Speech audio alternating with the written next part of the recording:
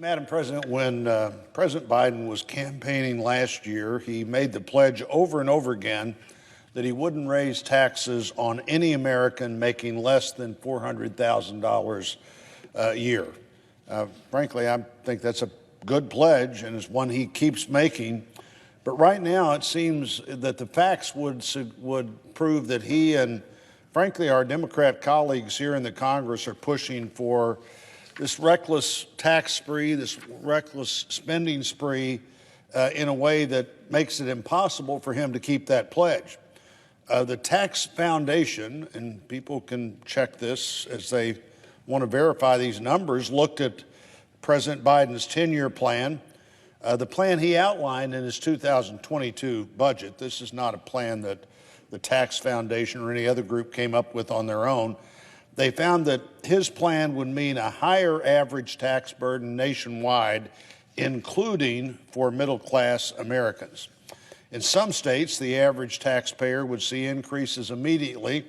In others, tax hikes would grow over time as the various provisions change in the way that the president's plan says they would change. No matter what the president says, the tax burden getting heavier under his plan for middle-class families in every state.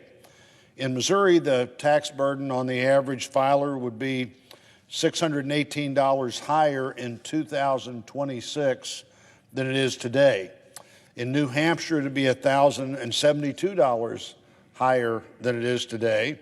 And Madam President, maybe most importantly, in Nevada, it'd be $1,293 higher than it is today for the average taxpayer.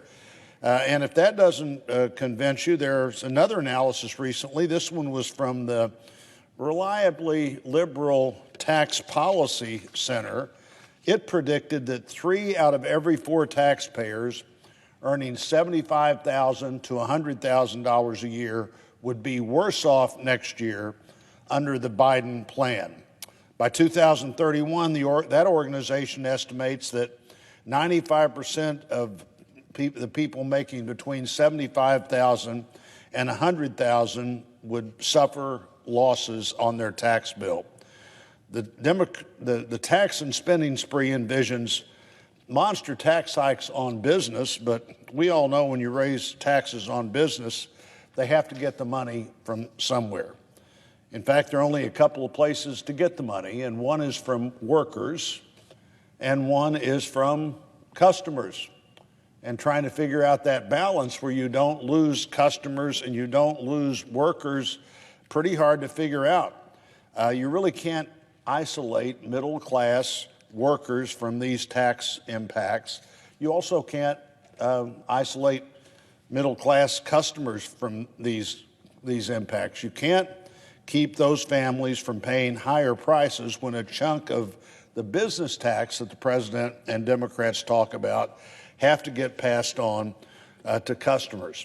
So President Biden's tax increases are likely to boost inflation even more than we've seen already, and we've seen a lot of it already. Go to the gas pump, go to the grocery store, go to buy clothes, go to have the basic necessities you have to have, and you're going to see that they are substantially higher than they were a year ago or 2 years ago before COVID, a year ago during COVID.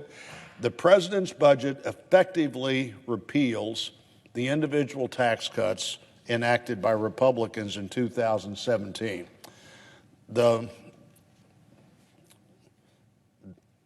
cuts that were enacted in that law for Americans really across income levels have rate reductions that have to be extended in 4 years. The president's plan doesn't call for extending any of those rate reductions. Under the president's proposal, someone making $94,000 per year will see her marginal tax rate jump from 24% to 28% in 2026.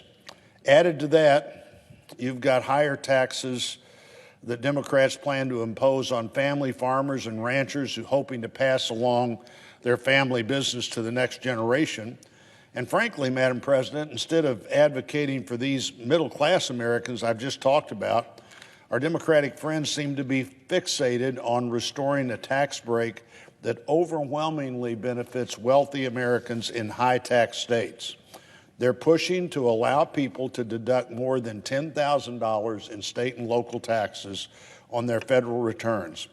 That scheme, by the way, would allow the top 1% of earners to increase their after-tax income by about 2.5%, 2.8%, while the bottom 60% of all filers, if that the law is changed back to what it used to be, the bottom 60% of all filers would gain less than 1/100% on average. It's clear that President Biden's tax hikes will hit a lot of Americans and a lot of Americans that make less than $400,000. The higher tax cost will hurt people who are already struggling with higher prices at the pump and everywhere they shop, and it'll hurt our economic recovery. My friends may not want to admit, and I wouldn't either if I was them, that they're going to raise taxes on middle-class families, but that's exactly what they're doing. And if anybody doesn't know it now, they will know it if Democrats in the Senate and the House get their way.